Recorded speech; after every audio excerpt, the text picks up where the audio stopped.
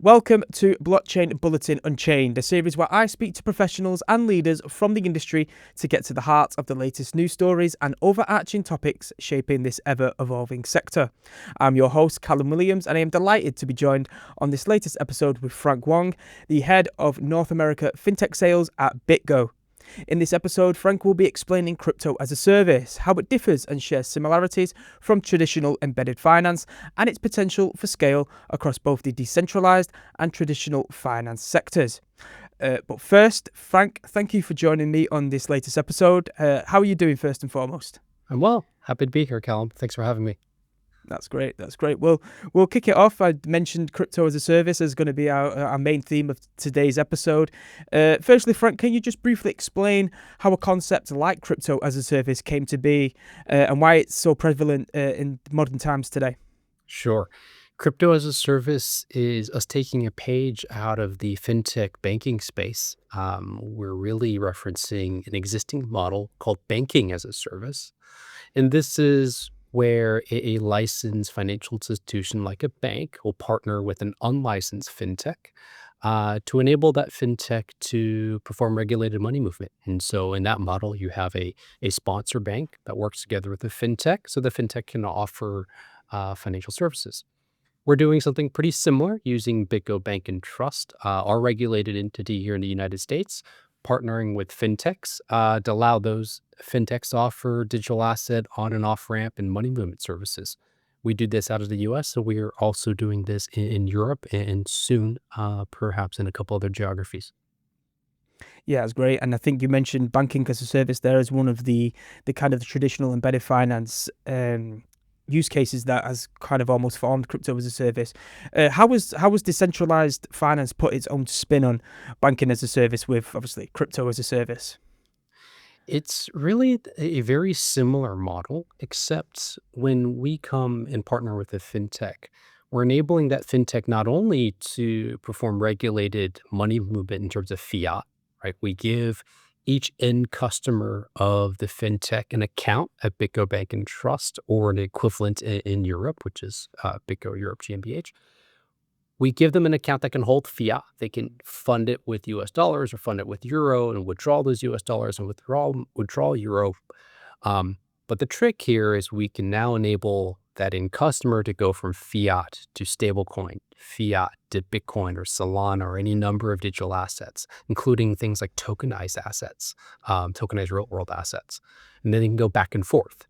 And so now that fintech, should that fintech want to allow their user to on-ramp into stablecoin for a B2B payment, for a remittance, for paying a vendor online, now they have a very easy way to do that by partnering with BitGo.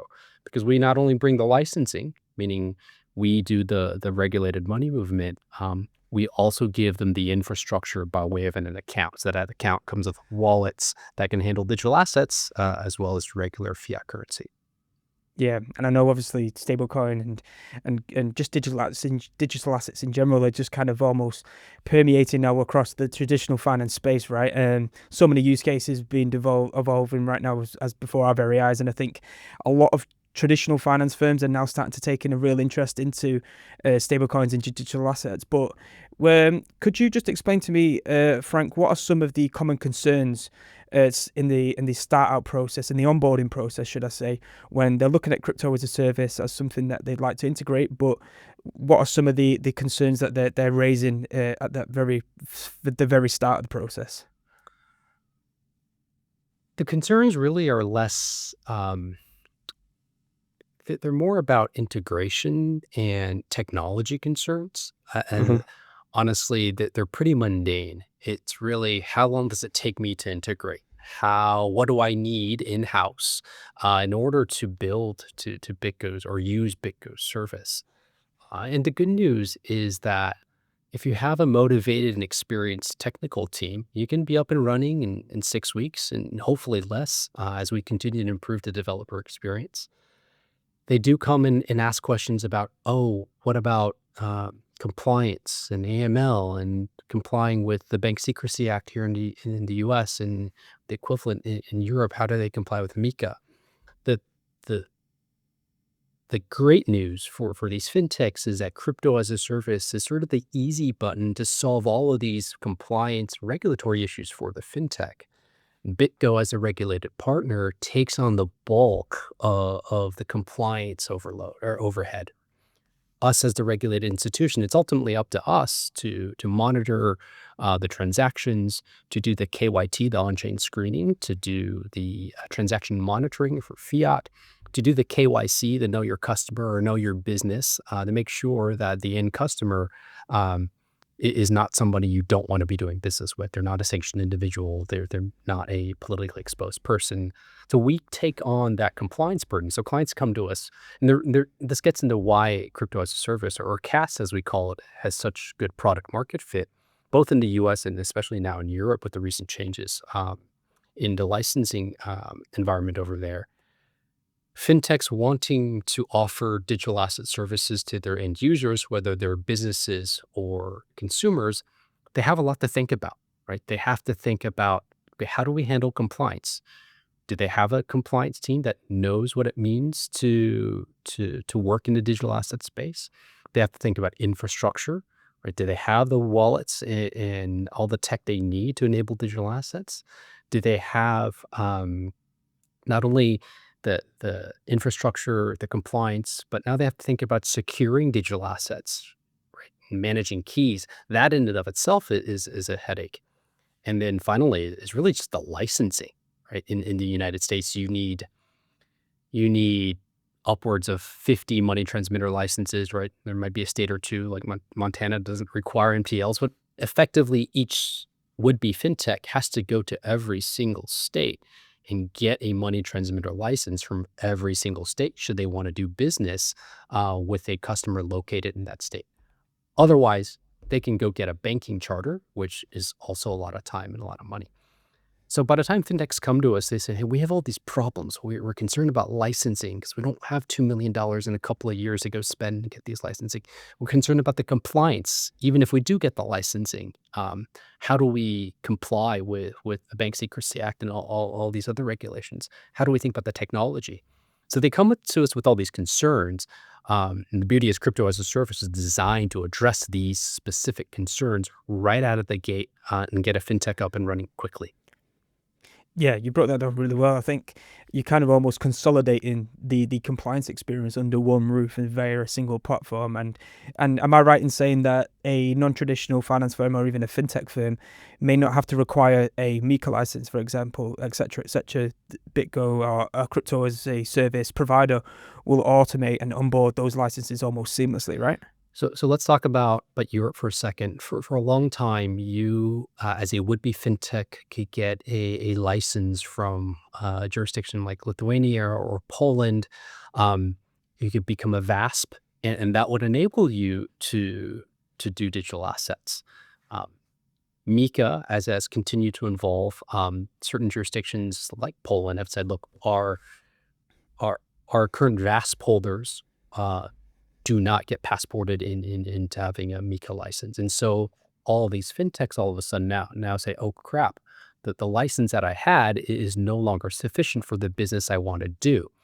I think this became effective July 1st, so fairly recently. So now Mm-hmm. you have this wave of fintechs all looking for partners like BitGo who are MiCA regulated to make sure that this business that they've spent a lot of time and energy growing can continue. And so BitGo becomes that partner that brings in both the infrastructure and the licensing and the compliance so that a European fintech can continue growing the business that they've started.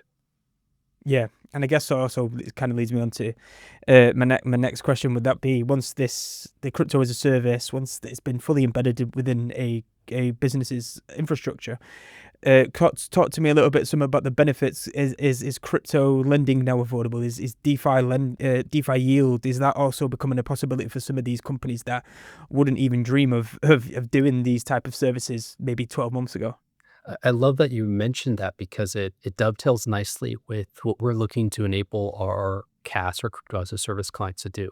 So it starts with the on-ramp, right? We've partnered up with a fintech, whether here in the US or over in Europe, that's enabled this fintech's end customers to go from USD or euro let's say into a stablecoin or into Bitcoin as an example. Okay, great.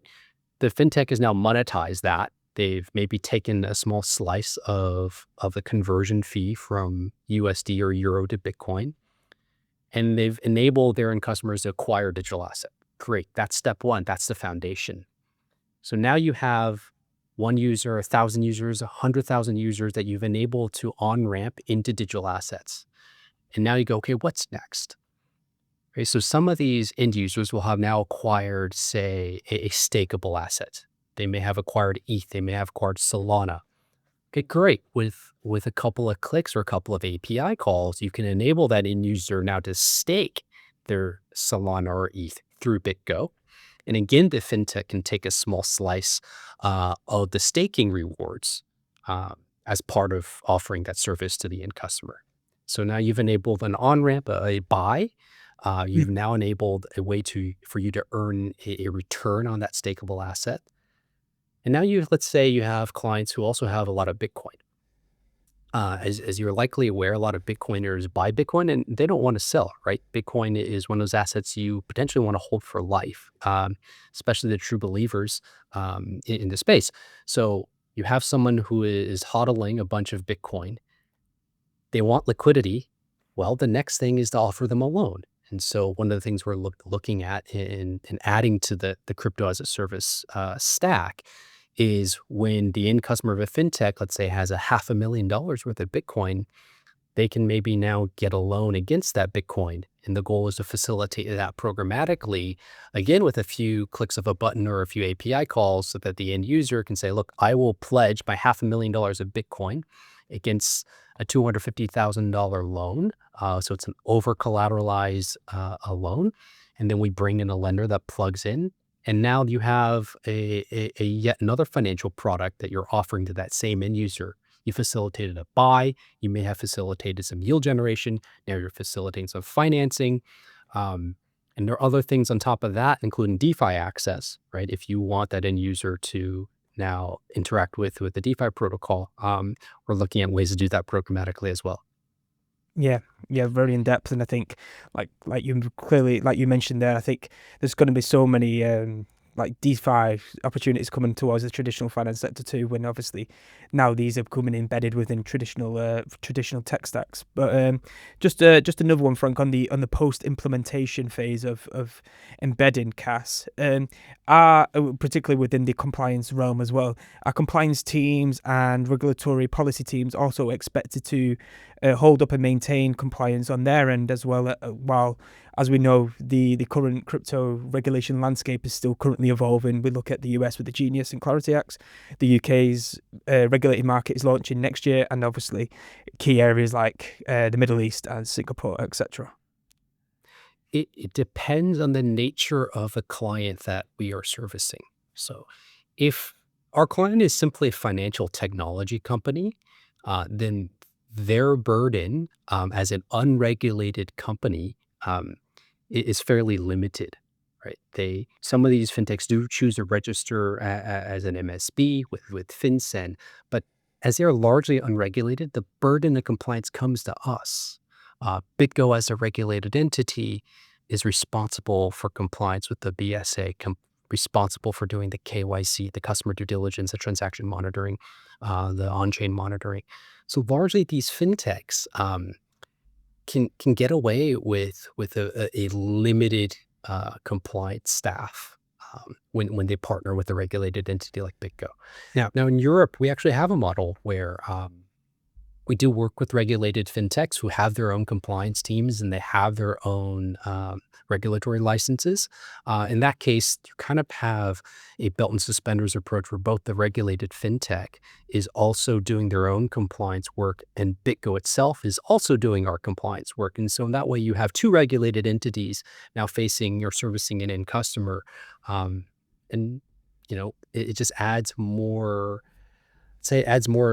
more from a robust framework or structure for the end customer. We do have customers even in the US who themselves may be a regulated institution like a bank, but for one reason or another is not comfortable with touching digital assets. They don't want to be in the flow of funds for crypto because they don't have the expertise, both on the compliance side as well as on the technology side. So we actually have instances in the US where there are banks who are consuming our crypto as a service offering, even though they're regulated, right? They are regulated financial institutions. They may have a state or federal charter, and they are using our crypto as a service as an embedded financial service product that allows the bank to, in some ways, just wash their hands of crypto-specific compliance, as well as the headache of securing digital assets and keys. Right? We work with a partner called Investify here in the U.S. that has built a lot of these bank cores, the pieces of software that the banks use to power their underlying banking infrastructure. And so Investify is built to the core providers and has built the BitGo on the other side. And what this does is it enables the end customer of a bank or credit union to log into their bank portal. They're given a BitGo bank and trust account underneath that hood as part of their onboarding process, and they can click buy Bitcoin using funds that sit in their checking account at the bank or credit union.